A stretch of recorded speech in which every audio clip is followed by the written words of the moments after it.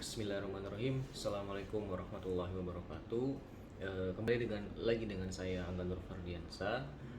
Pada kesempatan kali ini saya akan melanjutkan eh, video pembelajaran mengenai buku Accepted Leader yang ditulis oleh Dr. Gunadi Ketol MBA. Oke, pada bab kali ini saya ingin melanjutkan bahasan mengenai poin pemimpin mengikat kelompok dengan visinya. Maksudnya seperti apa sih? Oke, pemimpin adalah seorang yang memiliki visi tentang masa depan. Dengan visinya ini, dia berusaha mempengaruhi orang lain agar bersedia bergabung dengan dirinya.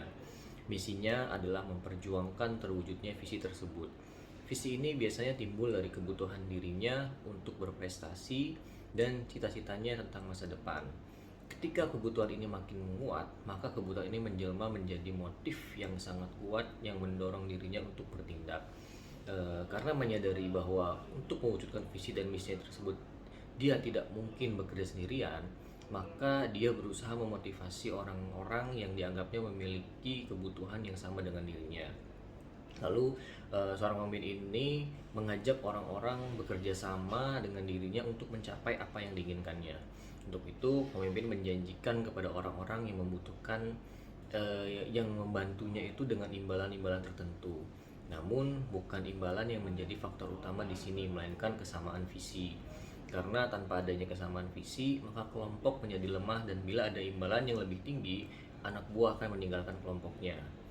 Sebaliknya, apabila terdapat kesamaan visi, maka kelompok akan menjadi ikatan yang lebih kuat dan tidak akan pecah hanya karena imbalan atau penawaran yang lebih tinggi. Lalu visinya seperti apa sih?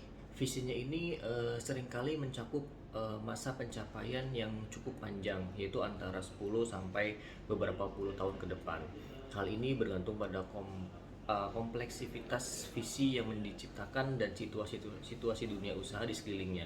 Untuk mencapai visinya, seorang pemimpin membagi-bagi visi tersebut menjadi beberapa tahap. Setiap tahap visi tersebut bisa mencakup beberapa tahun untuk mewujudkannya. Visi bukan hanya merupakan inspirasi dari sang pemimpin yang menginginkan sesuatu, tetapi juga inspirasi para karyawan.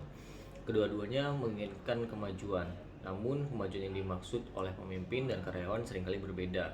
Pemimpin menginginkan keuntungan yang besar, sedangkan karyawan menginginkan kesejahteraan yang besar pula. Padahal kedua hal tersebut sering saling berlawanan satu dengan yang lainnya. Keuntungan yang besar sering mengurangi kesejahteraan karyawan. Seharusnya pembinaan karyawan berjalan beriringan. Perusahaan maju berarti kesejahteraan karyawannya pun ikut meningkat. Pemimpin dan karyawan harus mencari tingkat keuntungan dan kesejahteraan yang bisa diterima. Kemajuan atau peningkatan bagi keduanya bersumber dari kepuasan pelanggan dan nilai yang harus menjadi komitmen bersama pemimpin dan karyawan. Lalu pemimpin bersama-sama dengan timnya menetapkan misi atau tujuan yang ingin dicapai setiap tahunnya, dan pada akhirnya akan mendekatkan mereka kepada visi yang ditetapkan tersebut. Pemimpin juga harus meyakinkan anggota kelompok bahwa visi yang ditetapkan adalah bukan sesuatu yang tidak mungkin meskipun untuk mencapainya sulit. Dalam hal ini dibutuhkan kerja keras serta pengorbanan lainnya tidak sedikit. Pemimpin harus bisa mewujudkan kepada anak buahnya adanya perubahan dan kemajuan dalam usaha mereka mencapai visi yang besar. Dengan adanya kemajuan ini, anak buah akan termotivasi dengan visi itu, bukan sesuatu yang mustahil. Hal ini dapat membuat mereka merasa tidak sia-sia bertahan dan berjuang untuk itu. Pemimpin juga bukan seorang yang mementingkan dirinya sendiri atau memanfaatkan orang lain untuk kepentingannya sendiri. Pemimpin yang egois tidak akan mendapatkan anak buah yang loyal terhadap kelompoknya. Dalam waktu sekejap, dia akan ditinggalkan anak buahnya yang akan berusaha mencari kelompok atau organisasi lain yang lebih cocok. Orang cenderung mencari organisasi yang dapat menampung aspirasinya dengan lebih baik. Pemimpin harus bisa merangkul anak buah dengan cara memperhatikan kebutuhannya, keinginannya, dan kepentingannya. Orang-orang yang merasa kebutuhan dan keinginannya dipenuhi dan kepentingannya dihargai akan mau berpartisipasi secara maksimal.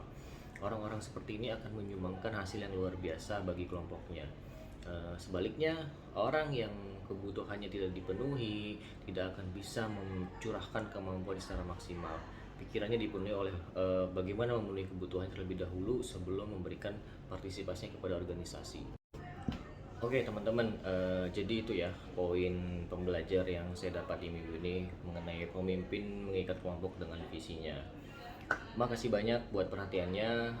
Mohon maaf jika banyak kesalahan. Sekali lagi terima kasih.